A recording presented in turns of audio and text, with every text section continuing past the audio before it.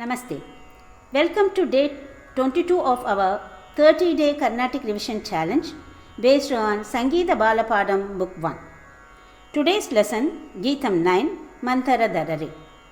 In this revision, we'll sing only the Sahidhyam in first and second speeds. If you would like to revise the Swaras of all Geethams, check out my Geetham course. I have added the playlist link below. Let's begin. Sa re ga ma pa dha sa sa ni da pa ma ga re sa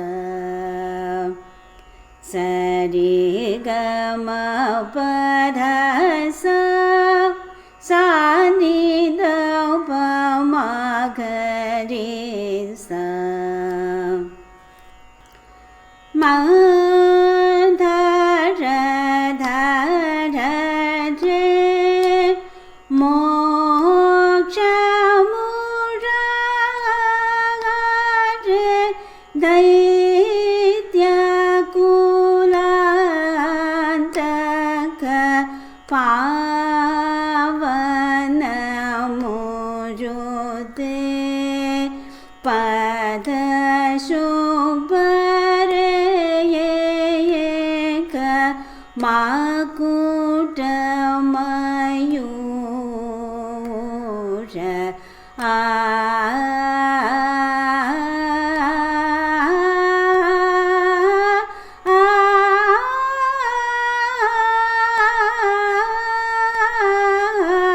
daitya kulantaka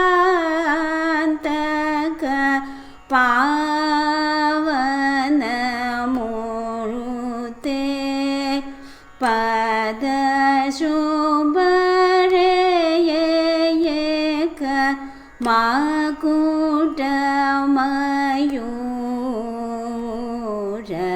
mandara dhara je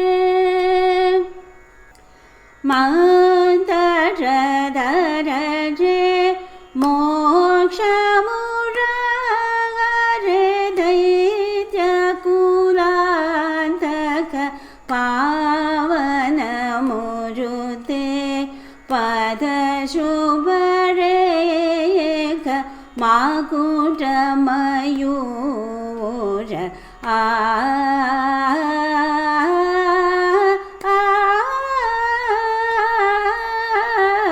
daitya kulantaka pavana murute pada shubhare eka makuta mayura mandara dhara re.